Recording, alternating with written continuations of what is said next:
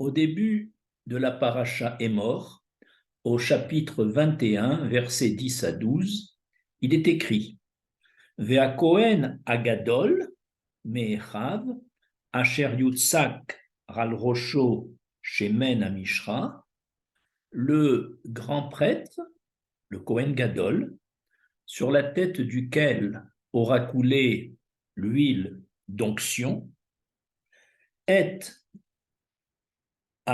rosho loifra ou begadav loifrom. Il ne découvrira pas sa tête et il ne déchirera pas son vêtement. Veral kol nefashot met lo yavo, les aviv ou les imo lo itma. De tout mort, il ne s'approchera pas pour se souiller, même de son père ou de sa mère décédée. Et le verset continue, ou min amigdash lo yetse. Et du sanctuaire où se trouverait le Kohen Gadol, il n'en sortira pas s'il apprend le décès de son père et sa mère. Ainsi, cet interdit pour le Kohen Gadol de se rendre impur, donc de s'approcher du corps de son père ou de sa mère décédée, est un interdit absolu, une exigence que l'on ne comprend pas. Même les autres Kohanim ont le droit de se rendre impurs pour le décès d'un des 7 parents proches, c'est-à-dire le père, la mère, le conjoint, le fils, la fille, le frère et la sœur. Mais le Kohen Gadol, pour aucun des membres les plus proches, serait-ce son père ou sa mère, n'a le droit de leur rendre hommage en s'approchant de leur corps. À propos de cet interdit étonnant, nous allons poser 4 questions et y répondre. Première question.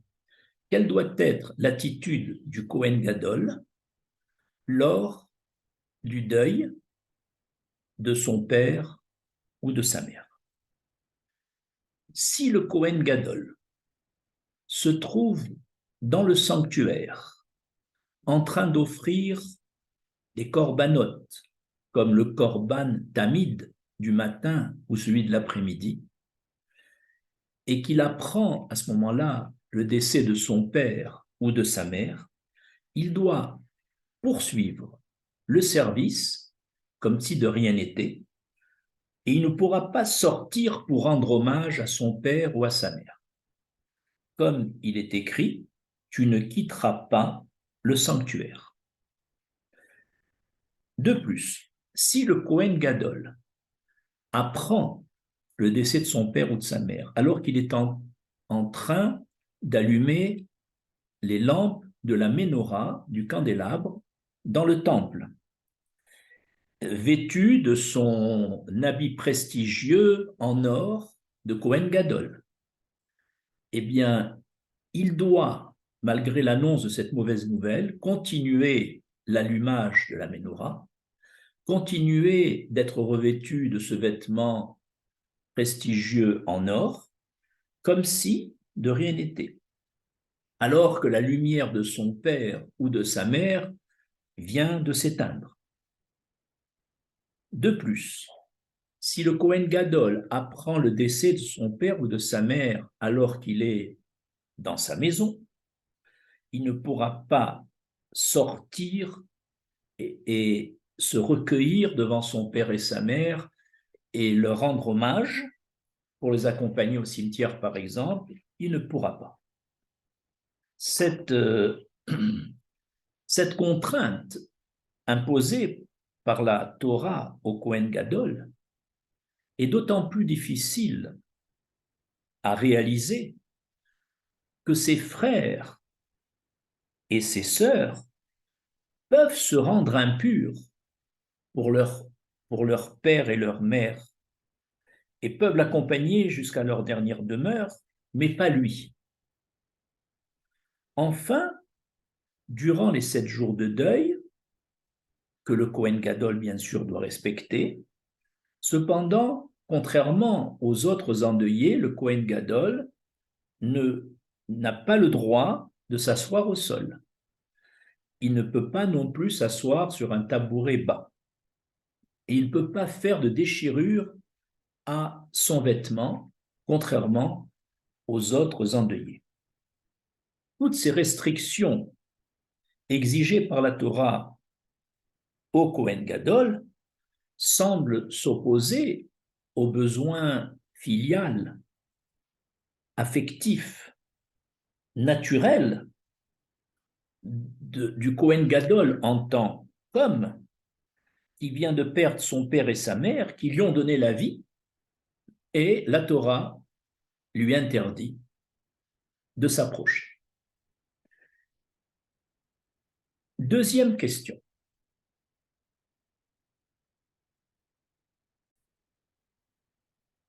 L'exigence imposée à Aaron Kohen Gadol semble en contradiction avec le caractère fondamental, la qualité d'Aaron Kohen Gadol. En effet, selon le Pirkei Avot du chapitre 1, Mishnah 12, Hillel a dit à propos de Aaron Kohen Gadol, Ave Metalmidav shel Aaron fait partie des disciples de Aaron, Oev Shalom Verodev Shalom, Oev et Abriot ou Mekarvan la Torah. Fait donc soit parmi les disciples d'Aaron qui aiment le Shalom, la paix, qui recherchent la paix, qui aiment les gens et qui les rapprochent de la Torah. Cette Mishnah du Pirkei Avot nous montre que Aaron excellait dans l'amour du Shalom et dans la recherche du Shalom. En effet, nos sages disent que quand Aaron voyait 2 hommes dont il savait qu'ils étaient en discorde, il s'approchait de l'un, il lui disait, tu sais, ton ami regrette profondément cette querelle, il ne cherche que la paix. Puis il allait voir le second et il lui disait la même chose. Ainsi, les 2 querelleurs, par ces paroles, leur haine mutuelle diminuait et faisait la paix. De même, lorsqu'Aaron apprenait que dans un foyer, le mari et la femme n'étaient pas en paix, de lui-même, il allait frapper à la porte chez ce couple et leur demander d'être indulgents l'un envers l'autre, de ne pas tenir rancune l'un envers l'autre. Et avec ces paroles apaisantes de Aaron, souvent, la paix était rétablie dans le foyer. Et de même, lorsqu'Aaron voyait qu'un homme avait tendance à pécher envers l'Éternel, il se présentait chez lui et lui parlait chaleureusement, comme si c'était un homme qui n'a jamais fauté, comme s'il était venu le respecter. Et au départ de Aaron, cet homme qui avait péché se dit, si Aaron savait là où les fautes que j'ai commises, il ne serait jamais venu me voir, il ne m'aurait jamais parlé sur ce ton. Et cela l'amenait à regretter sa faute, à faire tchouva. Ainsi, nous voyons que la qualité essentielle d'Aaron, donc sa mission, c'était de maintenir la paix et l'harmonie dans le peuple, et aussi le shalom, qui est le réceptacle de la bénédiction. Donc, qui mieux que lui a réalisé le commandement, tu aimeras ton prochain comme toi-même. Et à lui, qui est donc très respectueux du kavod de l'autre, de la recherche du shalom, et c'est à lui qu'on demande, et ça on ne le comprend pas, de ne pas rendre les derniers hommages à son père et à sa mère, qui sont à l'origine de sa vie et à qui il doit énormément. Il y a donc apparemment une contradiction entre le tempérament et la mission d'Aaron et l'ordre divin de ne pas se rendre impur pour son père et sa mère. C'est le paragraphe 3 suivant qui va lever cette difficulté et tout expliquer. Troisième question. Pourquoi la Torah interdit-elle à Aaron et plus généralement à tout Kohen Gadol de se rendre impur pour ses parents? Tout Kohen, un Kohen simple, normal, tout Kohen, et a pour mission d'établir un lien entre le monde supérieur, lié au chiffre 8 ou 80, avec le monde inférieur, matériel, lié au chiffre 7 ou 70.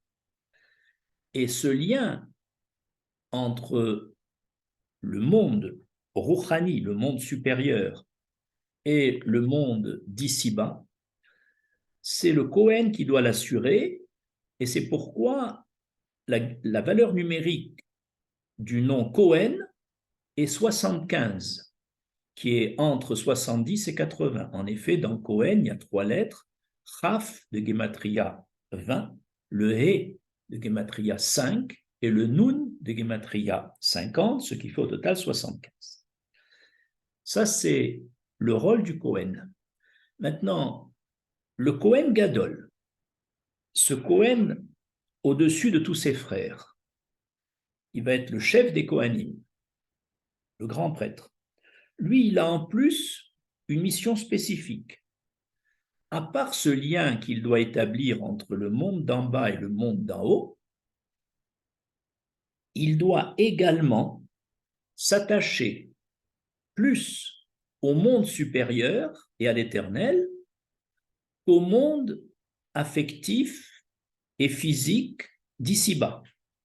Autrement dit, la mission spécifique du Kohen Gadol par rapport à ses autres frères, c'est de s'attacher le plus possible à l'éternel, vers les mondes supérieurs, au point de soumettre sa nature humaine et affective et de mettre en valeur davantage son attachement à l'éternel pour devenir un homme plus rouhani, plus spirituel qu'un Kohen ou qu'un Kohen normal ou qu'un non-Kohen. Du fait que chaque être est le produit, quand il naît, du trio l'Éternel, le Père et la Mère, l'Éternel donne la Neshama, la partie la plus spirituelle à l'enfant, le Père et la Mère donnent le Gouf, le corps, la partie la plus matérielle, et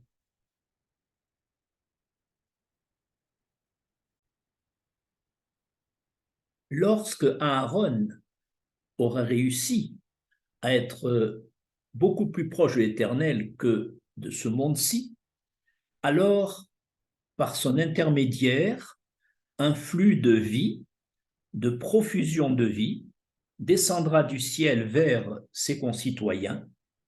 Et ce qu'on demande au Kohen Gadol, c'est de ne pas interrompre cette kedusha, cet attachement avec l'Éternel. Même dans un moment aussi pénible que la perte de son père et de sa mère. C'est un problème vital, puisque le flux de vie descend du ciel à travers le Kohen Gadol. Il doit demeurer dans sa kedusha et ne jamais l'interrompre. C'est ça le but de la phrase Min Hamikdash lo yetse. Du sanctuaire, il ne sortira pas, c'est-à-dire de son état de sainteté, de kedusha, d'attachement à l'Éternel, il ne sortira pas. Serait-ce pour ses parents. Et de plus, l'amour d'Aaron pour ses concitoyens, la recherche du shalom par Aaron est en fait le résultat de son attachement, des efforts qu'il a fait pour s'attacher à Hachem et son annulation devant Hachem. C'est cet attachement et son annulation devant Hachem qui fait qu'il se rapproche des midot d'Hachem, des qualités. De même que l'Éternel est miséricordieux, il est miséricordieux. De même qu'Hachem aime l'harmonie et le shalom, puisque Hachem s'appelle shalom, alors lui aussi, il est porté au shalom. Tout ça, c'est les conséquences de son attachement à l'Éternel. Et de plus, Aaron, par sa proximité avec l'Éternel, va voir son prochain avec des yeux bienveillants comme les yeux du ciel, les yeux du monde supérieur. Et finalement, la qualité d'Aaron, les qualités que Hillel a décrites, ne sont que le résultat de la mission d'Aaron Kohen Gadol d'être plus proche de l'Éternel que de ce monde affectif et matériel. Et évidemment, l'épreuve est difficile pour lui, mais il s'agissait de maintenir ce flux de vie. Et c'est pourquoi tout lien avec la mort lui est interdit parce qu'il est attaché à l'Éternel qui est la source de la vie. Quatrième et dernière question. Pourquoi la paracha est mort qui est si exigeante avec les Kohanim et surtout avec le Kohen Gadol, pourquoi commence-t-elle par l'expression « est mort, el a Kohanim, béné Aaron » Tu diras au Kohanim, fils d'Aaron.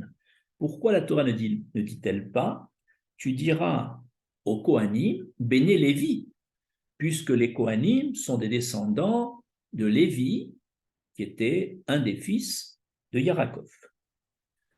Pour répondre à cette question, il faut noter que certes, Aaron descend de Lévi, fils de Yarakov Avinu.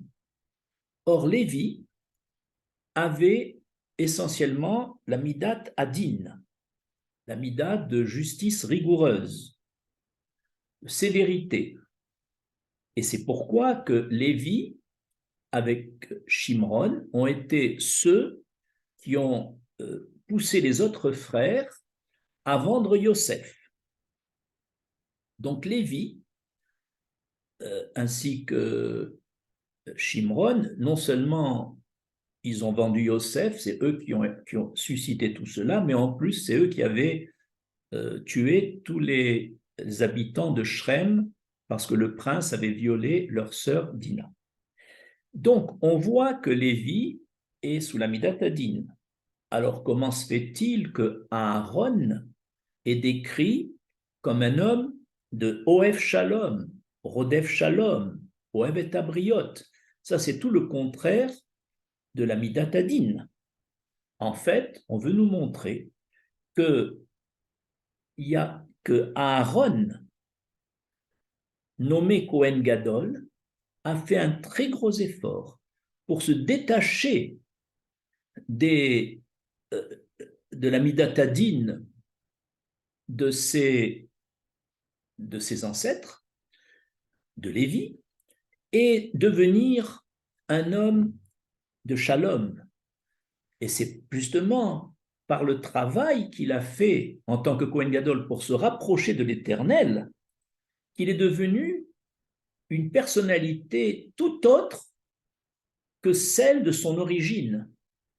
Alors on comprend pourquoi la Torah a écrit est mort El Béné, El à Kohanim, Béné Aaron, et pas Béné Lévi, pour bien montrer que les Kohanim vont être référés maintenant à Aaron.